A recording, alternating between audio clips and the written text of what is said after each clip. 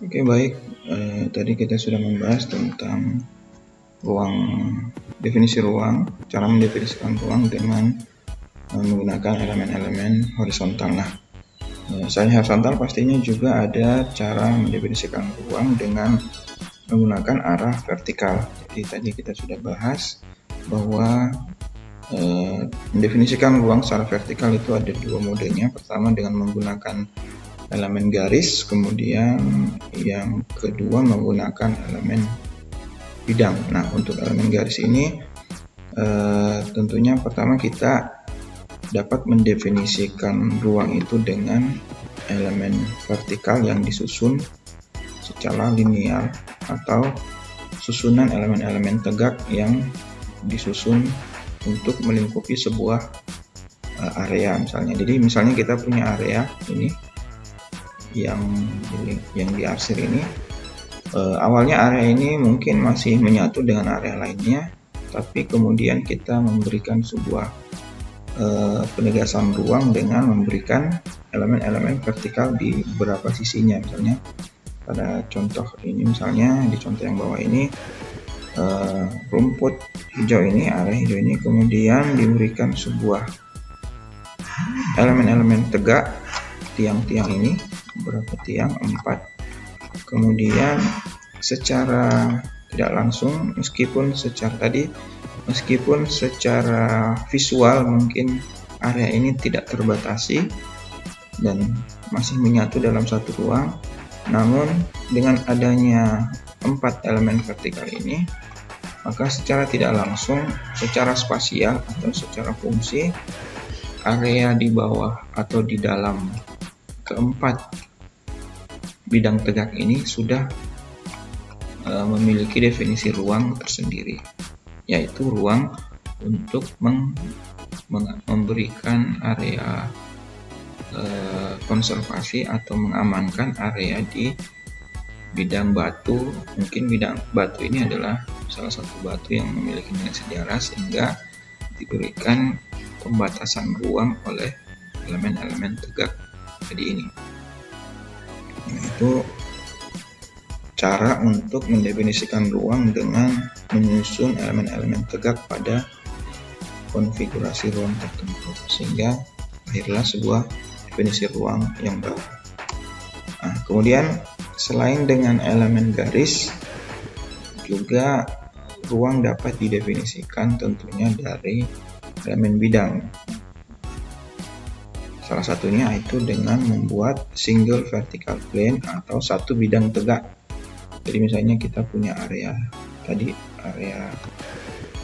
tertentu, kemudian area ini kita ingin memberikan definisi ruang tersendiri, maka salah satu caranya adalah menambahkan single vertical plane atau satu bidang tegak.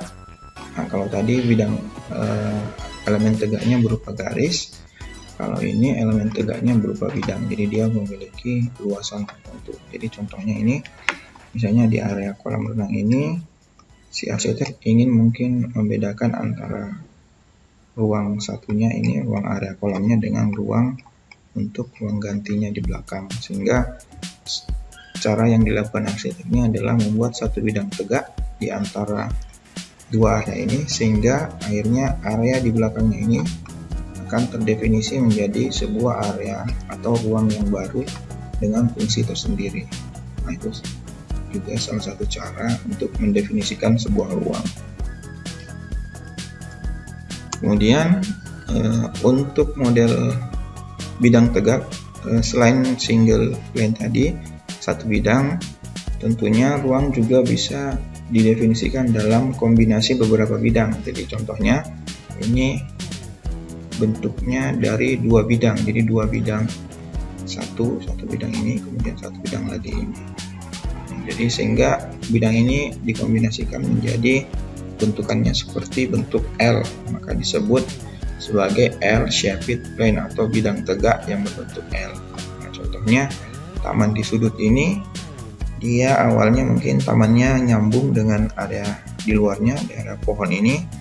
Kemudian desain arsiteknya kemudian membuat sebuah bidang L yang menyudut Nah, dengan membuat bidang ini maka si arsitek telah mendefinisikan ruang ini menjadi ruang tertentu yang berbeda dengan area yang ada di luar bidang L ini.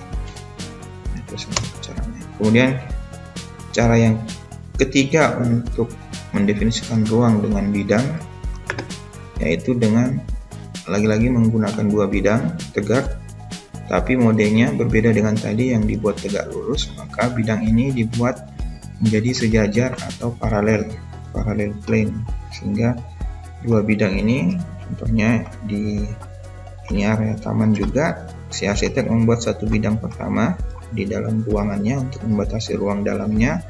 Kemudian di sampingnya lagi arsitek membuat satu bidang lagi yang sejajar paralel dengan bidang yang satunya. Ini mungkin sebuah pagar, sehingga ruang di antara dua bidang paralel ini sudah terdefinisi menjadi satu ruang tersendiri, berbeda dengan ruang di sebelah kiri dan sebelah kanannya. Nah, itu mungkin pengertiannya. Kemudian yang keempat dari mode bidang, yaitu dengan menggunakan 3 bidang. Jadi ini si arsiteknya menggunakan 3 bidang, kemudian dikombinasikan dalam bidang yang saling menutupi, sehingga membentuk sebuah karakteristik bidang seperti huruf U atau U-shaped plane atau bidang tegak yang berbentuk U. Nah, contohnya area kolam renang ini dia dibatasi oleh 3 bidang. Ini bidang pertama, ini kemudian bidang kedua, kemudian bidang ketiga, sehingga ketika dikombinasikan, disambungkan, bidang ini seperti bentuk U kalau dilihat dari atas ya, jadi ini. Nah, akhirnya area yang ada di dalam bidang U ini akan terdefinisi lagi menjadi sebuah ruang tertentu, ruang dengan tema, fungsi, atau karakteristik tertentu. Dan terakhir, untuk mendefinisikan ruang secara vertikal dengan menggunakan elemen bidang, yaitu dengan secara keseluruhan membentuk sebuah area yang tegak lurus atau area yang tertutup secara utuh oleh bidang tegak, sehingga seluruh areanya atas bawah kanan kiri tertutup atau closure plane. Jadi ada 4 kalau ini, jadi dia menggunakan 4 sisinya, ke semua sisinya itu ditutup dengan bidang tegak. Jadi contohnya ada satu taman di belakang rumah ini sering terjadi di rumah-rumah di kota, kemudian ditutup oleh 4 sisi bidang, ini bidang tegak semua. Kemudian dari 4 batasan sisi itulah maka terjadilah definisi ruang tertentu di dalam 4 sisi ini yang saling menutupi ini. Nah, itu mungkin beberapa model atau cara mendefinisikan ruang dengan elemen vertikal. Kalian tinggal mempelajari mungkin dari elemen vertikal tadi dan horizontal tadi. Ini ada beberapa pertanyaan, silahkan kalian bisa bertanya baik di grup maupun di kolom komentar. Nanti kita akan diskusikan pertanyaan kalian. Jika tidak ada pertanyaan lagi, maka tentunya yang terakhir adalah kita harus latihan. Nah, sebagai mahasiswa baru jangan sampai bosan untuk mengerjakan tugas, karena itu yang menjadi modal kalian untuk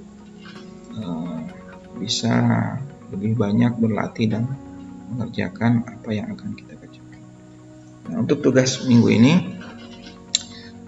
dari apa yang kita pelajari tadi, bagaimana membuat sebuah definisi ruang atau tipikal ruang dengan menggunakan elemen vertikal dan horizontal. Tadi kita sudah bahas satu persatu.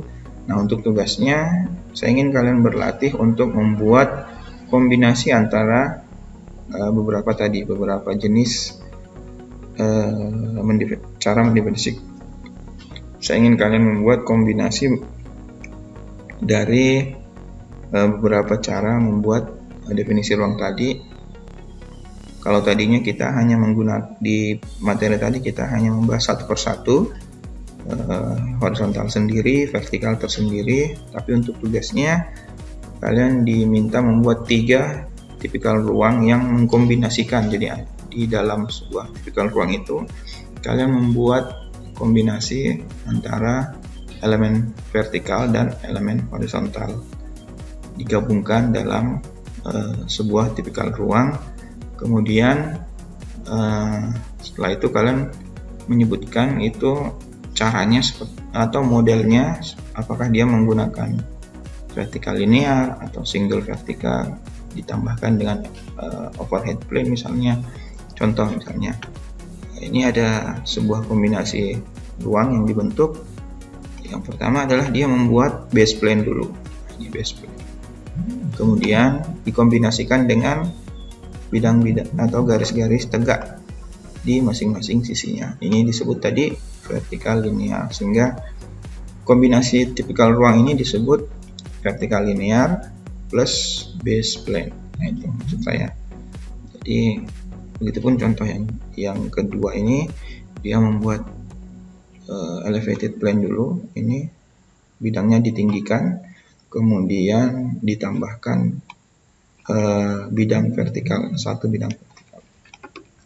Jadi kalian harus diminta membuat 3 jenis sketsa tipikal ruang, kemudian jelaskan model yang digunakan antara model vertikal plus model horizontalnya. Ya, mudah-mudahan kalian mengerti. Kalau ada pertanyaan soal tugasnya bisa komen juga di grup atau langsung komen di kolom komentar di video ini. Ya, saya rasa itu cukup. Terima kasih untuk minggu ini sudah mengikuti video pembelajarannya. Semoga bisa membantu kalian dalam mengerjakan tugas. Sampai jumpa di video pembelajaran berikutnya. Terima kasih.